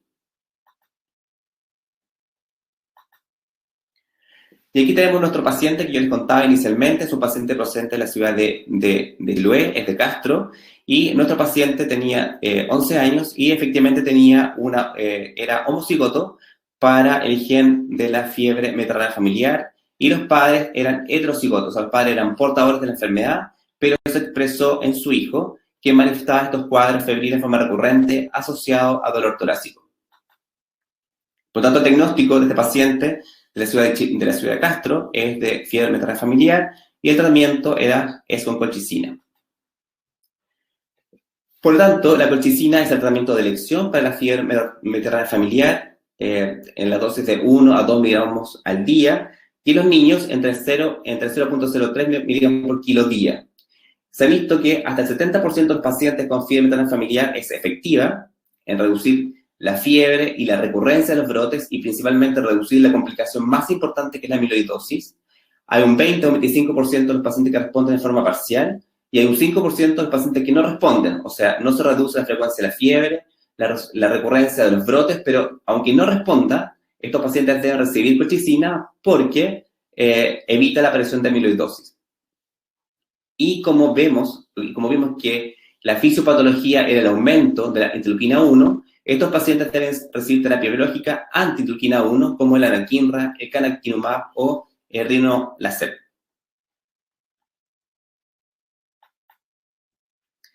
Y como les contaba anteriormente, vemos que hasta 1% de los pacientes se presenta esta patología solo a los 40 años y un 14% solo a los 20 años. Por lo tanto, es una patología que hay que tener en consideración, sobre todo para los médicos que ven adultos. Pero aquí vemos que la enfermedad es un poco más tenue, no tan clásica con lo que uno ve en los niños, y los síntomas son de dolor abdominal, hay dolor torácico, los síntomas cutáneos, la artritis y mialgia son mucho menos frecuentes de lo que uno ve en pediatría. Aquí predominan principalmente las mutaciones que son heterocigóticas, por lo tanto tienen una menor penetrancia y una menor sintomatología, y lo más importante es que tienen una buena respuesta a la colchicina y no tienen o tienen menor prevalencia de amiloidosis.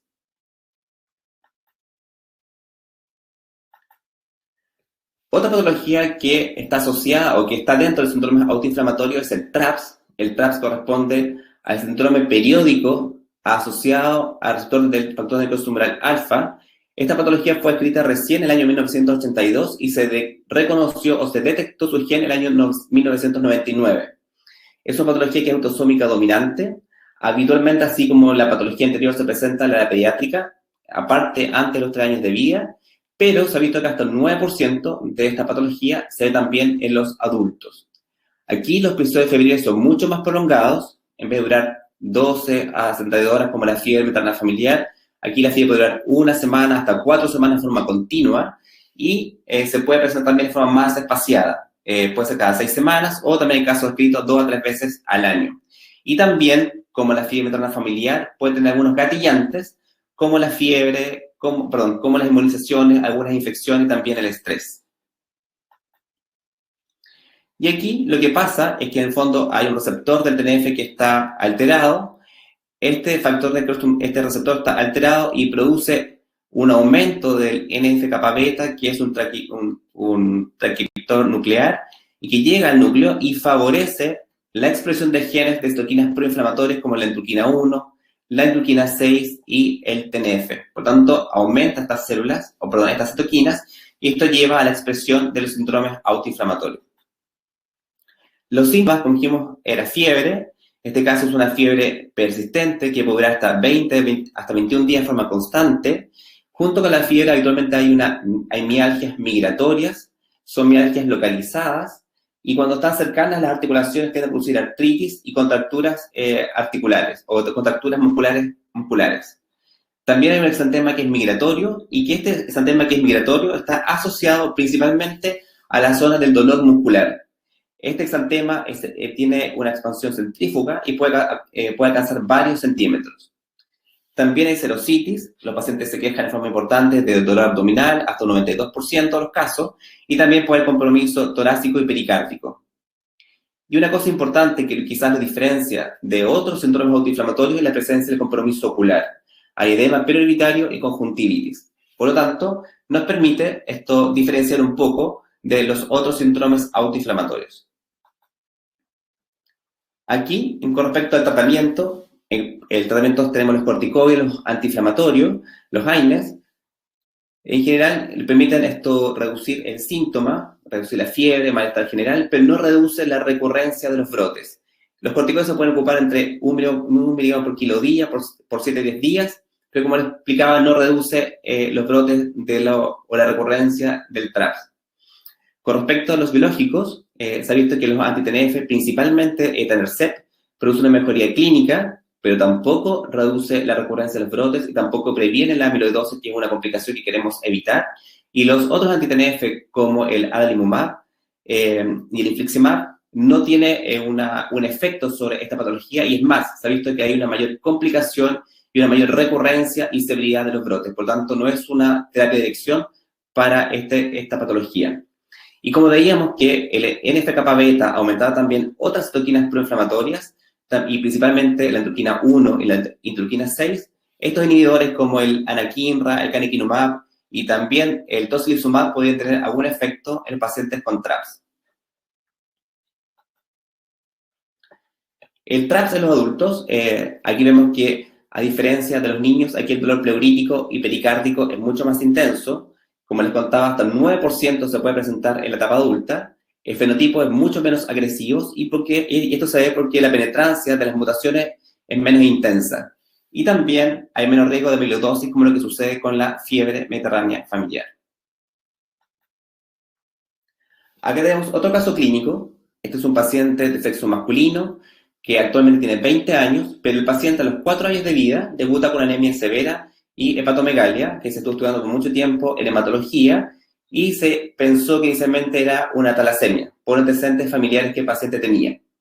A los 6 años, el paciente inicia con urticaria crónica y se hospitaliza por una meningitis aséptica. Y durante el transcurso de la hospitalización se pesquisa además una hipoacusia neurosensorial. A los 7 años, el paciente nuevamente se hospitaliza por un segundo cuadro de meningitis aséptica y el paciente tenía un importante retraso pontoestatural, o sea, tenía un peso y una talla baja, lo que le correspondía para su edad. A los 9 años se hospitaliza por una vasculitis IgA, o como antiguamente se llamaba púrpura de Cheleneno, y una pericarditis, y el paciente evoluciona hacia un taponamiento cardíaco. También destacaba la presencia de dolor articular en las rodillas y los tobillos, pero no había inflamación.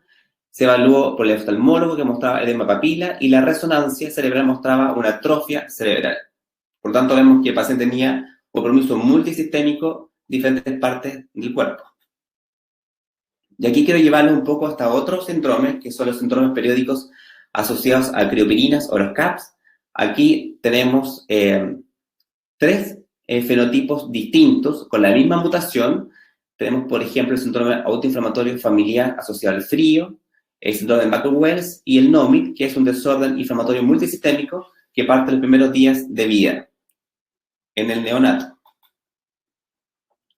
Y aquí lo que pasa es que en este síndrome, lo que pasa es que se produce una activación excesiva de este inflamasoma, y al activarse de forma excesiva, activa las caspasas, y al activar las caspasas aumenta en forma importante la producción de interleuquina 1 beta, que es la que va a producir todos los síntomas de estos síndromes. Y aquí tenemos este síndrome familiar asociado al frío, que habitualmente los pacientes presentan urticaria, fiebre y dolor articular posterior a la exposición del frío. Habitualmente es una enfermedad bastante leve, por lo tanto tiende a pasar desapercibida en la etapa pediátrica y habitualmente el diagnóstico puede ser en la etapa adulta. Uno la puede diferenciar de la urticaria asociada al frío porque la predicción de esta urticaria demora varias horas posterior a la exposición del frío, y si uno hace un test de cubo de hielo, en estos pacientes resulta negativo. También tenemos el síndrome de Muckle-Wells, donde aquí los ataques de fiebre son mucho más frecuentes y largos, la fiebre es más persistente, también hay urticaria, hay cefalea, habitualmente por este compromiso de la meningitis crónica recurrente. Puede haber también hipoacusia neurosensorial, y lo más importante es que hasta un 25% de estos pacientes pueden desarrollar amiloidosis. Y finalmente tenemos el espectro más severo, que es el NOMID, que los pacientes presentan síntomas desde el periodo de recién nacido, con mucho exantema, fiebre ya en los primeros días de vida, hay meningitis crónica, que va a llevar a la atrofia cerebral, hay ceguera, hay sordera, y también puede haber una artritis con un importante componente de la metáfisis y la diáfisis, siendo una artritis bastante deformante. Y el paciente tiene un retraso de desarrollo psicomotor importante y tiene un aspecto, una facie bastante característica. Por tanto, vemos que el mismo alteración genética produce 3 fenotipos distintos, desde el más leve, que es la urticaria asociada al frío, el intermedio, que sería el Muckle-Wells, y el NOMID, que sería la expresión más severa de la patología de las crioperinas. En nuestro paciente, que yo les contaba recientemente, hicimos estudio genético y salió la mutación del gen, el gen CIAS1, y que finalmente nos determina que el paciente tenía un síndrome de Muckle-Wells. Y aquí, como vimos que la fisiopatología era solamente un aumento de la interleuquina 1, aquí solamente sirve la terapia biológica, que van a inhibir o alterar la producción de esta citoquina, como la anakinra, el ritonacep y también el canakinumab. Otra patología que también se presenta de forma similar es la deficiencia de membranotoquinasa. Esta es una condición que es autosómica recesiva, y este gen codifica, este gen que codifica esta enzima, participa en la síntesis de colesterol y los isoprenoides. Y se ha visto que la disminución de los isoprenoides por alguna razón va a activar este inflamasoma y también va a llevar a la producción de esta interleuquina 1, que es la responsable de la sintomatología. Aquí lo mismo, esto activa, acá está, hiperactiva el inflamasoma y produce esta activación de esta enzima que va a llevar al aumento de la interleuquina 1. Los síntomas también, como las otras patologías, parten, la pediátrica, habitualmente el 50% o 60% parte entre los 6 meses de vida. En general, el 92% ya tiene síntomas a los 5 años. La fiebre dura entre un día hasta 10 días y habitualmente es un factor desencadenante como las infecciones y las vacunas. Puede gatillar un episodio febril. La fiebre, como dijimos, dura entre 1 hasta 10 días. Junto con la fiebre está este exantema macropapular que afecta las extremidades, las palmas, las plantas, y que se puede confundir con una vasculitis. Y los síntomas son bastante amplios. Tenemos fiebre, adenopatías, y lo que caracteriza también a este síndrome es que tiene un inicio de muchas náuseas, muchos vómitos y mucha diarrea. Y quizás podríamos diferenciarlo del otro síndrome autoinflamatorio y nos podría servir para el diagnóstico clínico diferencial. El tratamiento tenemos principalmente para las crisis los AINE, los corticoides, que reducen la sintomatología, pero no reduce la recurrencia de los brotes, y si el paciente es muy sintomático y no responde a los corticoides, podemos ocupar anti-interleuquina 1, ya que dijimos que lo que se produce en exceso es esta citoquina proinflamatoria.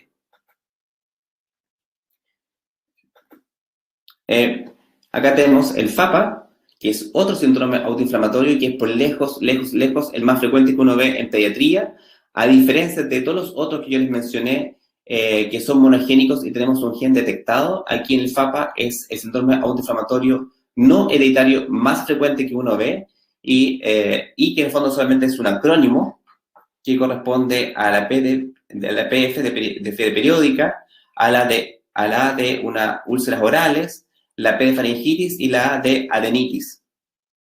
Por tanto, el FAPA solamente es un acrónimo. Y como dijimos, es el síndrome autoinflamatorio que con mayor frecuencia vemos en pediatría y que hasta el momento es un síndrome autoinflamatorio no hereditario. La edad de inicio del FAPA es muy precoz, es alrededor de los 2 a 3 años de vida. Aquí la fiebre dura entre 4 o 7 días y es el único que uno podría decir que efectivamente es periódico. El paciente repite la fiebre en forma exacta cada 21 o cada 28 días. Es tan así que los papás son capaces como de predecir, es decir, que en cuántos días más va a tener un nuevo brote de fiebre, y son capaces claramente de diferenciar un brote de FAPA de otro cuadro infeccioso. Muchas veces hay un pródromo que puede ser malestar general, hay como un decaimiento, hay como tengo pacientes que tienen picazón nasal, y que a las pocas horas o al día siguiente parten con este cuadro de fiebre. Junto con la fiebre hay faringitis y adenopatía, como vemos aquí en la fotografía, hay un exudado amigdaliano, y que como tienen tantos cuadros recurrentemente, le dan antibióticos de forma excesiva pensando que es una amigdalitis infecciosa, y también hay adenopatía entre un 80 a un 100%.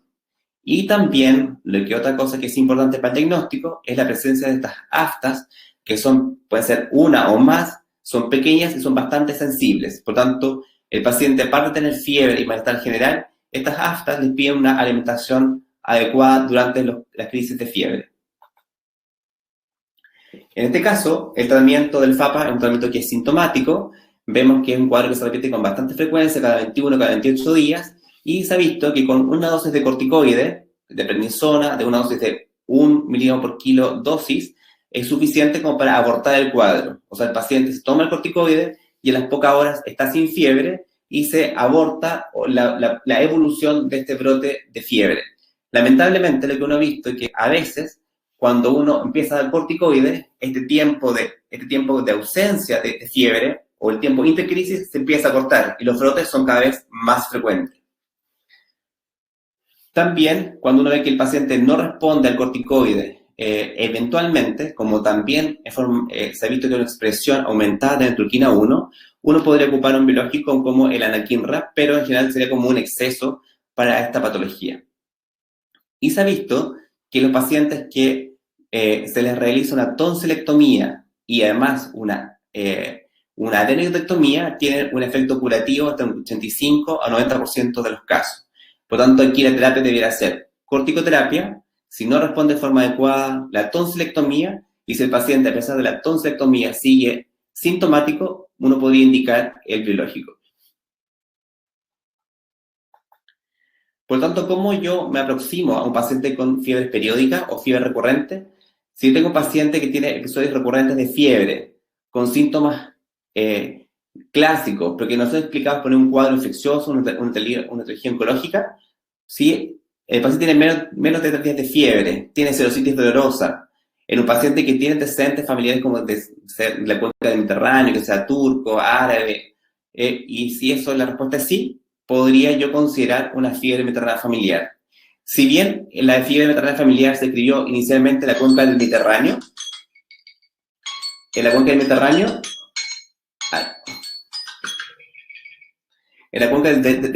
hoy día, por toda la migración de la población de un continente a otro, vemos que la fiebre mediterránea familiar la podemos encontrar en cualquier parte, como mi paciente que es de Chiloé.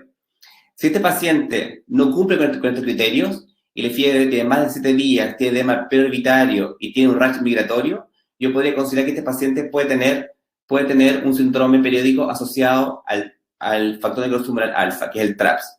Si veo que no, pero este paciente tiene la urticaria asociada al frío, tiene una sordera neurosensorial o tiene compromiso del sistema nervioso central, yo podría considerar que son estos síndromes periódicos asociados a las criopirinas, como el síndrome de Muckle-Wells, como el paciente que yo les presentaba durante la presentación.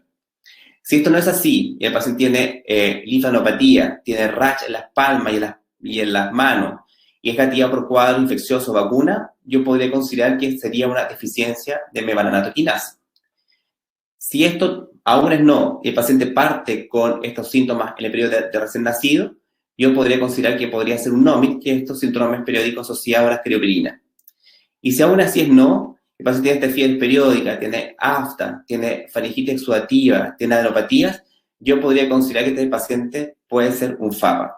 Por lo tanto, es sumamente importante cuando yo tengo un paciente con fiebre periódica tratar de caracterizar los episodios febriles, cada cuánto tiempo tienen fiebre, qué síntomas tienen asociados a los cuadros febriles para poder, desde el punto de vista clínico, tratar de diferenciar uno de otro y poder aproximarme y poder pedir estudio genético. Y lo más importante, que si bien estas patologías son en su gran mayoría de presentación pediátrica, tienen que recordar que muchos se pueden presentar en la etapa adulta o por desconocimiento o por síntomas poco habituales pueden llegar a la etapa adulta, donde el diagnóstico puede ser hecho por un reumatólogo adulto o un inmunólogo. Eso quería presentarles. Muchas gracias. Muchas gracias, doctor Barría, por su presentación y por llevar el concepto del síndrome febril sin foco a otro nivel. Y la verdad, como dice usted, es bastante interesante poder agregar todos estos nuevas etiologías, digamos, como a este síndrome febril. Siempre pensamos en cuadros infecciosos, como mencionó usted. Y la verdad es que es bien interesante cuando nos toca, por ejemplo, enfrentarnos a síndrome mediterráneo o fiebre mediterránea familiar. A ese respecto hay una pregunta de la audiencia que dice que si tiene un test genético negativo para el gen MEF, pero que tiene esta fiebre y se asocia, digamos, con PCR VHS alto cuando tiene crisis y que cede con el uso de colchicina, podemos seguir planteando, digamos, de que se trate, por ejemplo, de un síndrome autoinflamatorio, puntualmente tal vez de una fiebre mediterránea familiar. O sea, efectivamente, sí. O sea, primero, si yo tengo un paciente que recurre frecuentemente con cuadros de fiebre y síntomas de inflamación sistémica y que yo lo puedo corroborar con exámenes como VHS alta, PCR alta, ya ese paciente tiene un síndrome autoinflamatorio. Y vimos que, bueno, que la más frecuente de estos síndromes inflamatorios hereditarios es la fiebre maternal familiar, aunque yo tengo un test genético, porque solamente un porcentaje tiene un test genético positivo, porque hay muchas mutaciones nuevas que van saliendo, y que cuando uno hace el estudio, estudian solamente las más frecuentes, que son alrededor de 8, por tanto, hay casi 70 que no son estudiadas. Por lo tanto, que tenga yo un test genético negativo, efectivamente no me excluye la patología, el diagnóstico sigue siendo clínico, y sobre todo si responde a la colchicina, con mayor razón. Es un paciente que tiene un síndrome febril periódico, que responde a la colchicina, probablemente ese paciente tiene una fiebre maternal familiar y dice el diagnóstico. El diagnóstico sigue siendo clínico, el test genético me lo corrobora, pero si está negativo, obviamente no lo descarta. Otra pregunta que quería hacer en relación a la presentación de los síndromes autoinflamatorios tiene que ver con la parte operativa. Cuando uno sospecha estos exámenes, tú nos mostraste, por ejemplo, esto de los estudios genéticos que hay que realizar, etcétera. Hoy día, ¿tenemos dónde enviar a hacer estos exámenes? Antiguamente, todavía se puede mandar, nosotros los mandamos a Barcelona, donde el Hospital Clínic de Barcelona, donde hay un doctor que nos recibía gratuitamente las muestras y hacía el estudio. Pero lamentablemente desde el punto de vista logístico, trasladar una muestra de ADN hacia Europa es muy difícil, porque gran parte de las muestras quedan retenidas en la aduana y eso dificultaba mucho el acceso o que la muestra llegue al hospital. Pero hoy día tenemos esto, Genometrics, que envía las muestras a Invitae, que es un laboratorio que es de Estados Unidos, y que estudia alrededor de 80 o 100 genes asociados a los síndromes autoinflamatorios. Es un examen de sangre. Tiene un costo aproximadamente de 300.000 pesos y alrededor de unas 3-4 semanas el examen llega por correo electrónico al médico tratante. Por lo tanto, si bien es un examen que es de alto costo, o sea, 300.000 pesos, sí, de alto costo, pero podemos pedirlo a través de, bueno, en la consulta un poco más fácil y a través del hospital, de esta compra de servicio, hemos logrado que muchos pacientes de nuestro hospital puedan tener acceso a este examen que es Invitae, que se manda a Estados Unidos. Pero se puede hacer y cada vez mucho más fácil y el acceso más fácil también para los pacientes del hospital. Me gustaría invitar también a la doctora Soto a incorporarse para que podamos hacer la mesa redonda. Doctora Soto, si se nos puede unir. Aquí estoy. El doctor Barría, no sé si puede dar fin a su presentación para que así podamos ¿cómo no? quedar en, ¿Y cómo lo doy fin? Al final. Next. ¿Ahí? No. Ahí nos va a ayudar. Bueno, mientras agradecerle a la doctora Soto por sumarse y quería desde ya, digamos, hacer una pregunta que está en la audiencia. Héctor Vera pregunta, en el FAPA, ¿cuándo se debería considerar el paciente como refractario corticoide? Me imagino que tiene que ver en dosis y tiempo. Bueno, generalmente los pacientes con FAPA responden bastante bien a dosis de 1 mg por kilo dosis de prednisona. Y la gran mayoría, alrededor del 80, casi el 85-92% responde muy bien a esa dosis. Si el paciente no responde, y basta con una dosis, máximo 2 para abortar la crisis. Si yo tengo que dar más dosis que eso, o más frecuentemente, y yo veo que el FAPA se va acortando su periodo intercrítico, o este periodo sintomático, yo debiera considerar que este paciente eventualmente podría ser esto refractario. Más que refractario, en fondo, necesito más dosis de corticoides. Y eventualmente ese paciente debería ir a cirugía, a una tonsilectomía, que tiene una eficacia como del 80%, pero si yo le sumo una adenectomía, mejora hasta el 92%. Por tanto, debe ser siempre la suma de los adenoides y de las amígdalas. Y ahí me ha pasado que tengo pacientes que, aunque uno les saca las amígdalas y los adenoides, siguen teniendo síntomas. Muchas veces no hay fiebre, pero sí, cada 21 días, 28 días pueden tener decaimiento, aparecen las aftas, o tengo también un porcentaje de pacientes que siguen febriles. Entonces, en esos pacientes que a pesar de que yo los opero y que en el fondo presenten la sintomatología, podría ser subsidiarios de uso eventual de terapia biológica, ¿ya? Pero en general el paciente va a responder sí o sí el corticoide. Lo que pasa es que requiere dosis mayores por más tiempo y probablemente el tiempo de crisis se va a cortar. Entonces, tengo que ocupar más frecuentemente corticoides y eso obviamente en pediatría tiene efectos adversos como, bueno, el Cushing, la talla baja, hipertensión, más o menos algo similar que pasa en los adultos, solamente que dejamos a los niños más pequeños. Por tanto, eso es un pero para ocupar corticoides de dosis altas en pediatría. Muchas gracias. Doctora Soto, yo quería aprovechar la oportunidad de preguntarle en relación a la revisión que hizo usted, todos estos trabajos que están, digamos, en fases avanzadas como alternativa de manejo del lupus, ¿cuál cree usted que es la más prometedora y de la que deberíamos, digamos, escuchar noticias luego? ¿Cuál ve usted como posibles candidatos a sumarse al arsenal terapéutico en el lupus? Bueno, para la nefropatía lúpica, después del belimumab, el obinutuzumab sería como el candidato por la respuesta que muestra y la voclosporina. Pero claro, asegurándose que los efectos efectivamente adversos con la depresión mayor de linfocitos B sean efectivamente similares al tratamiento estándar, que es lo que se espera en la fase 3, todavía no se ha realizado. Pero sí se ve prometedora. Yo creo que la depresión de linfocitos B podría ser un buen target.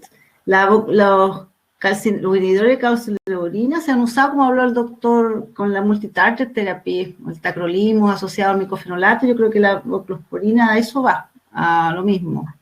Pero igual se habló de que se asocian a mayor fibrosis con el tiempo, entonces igual habría que, quizás requieren repetición de biopsia en el tiempo, no sé, eso habría que ver qué es lo que dicen en los estudios. Bueno, yo quería agradecerles a ambos, doctora Soto, doctor Bahía, por sus excelentes presentaciones del día de hoy.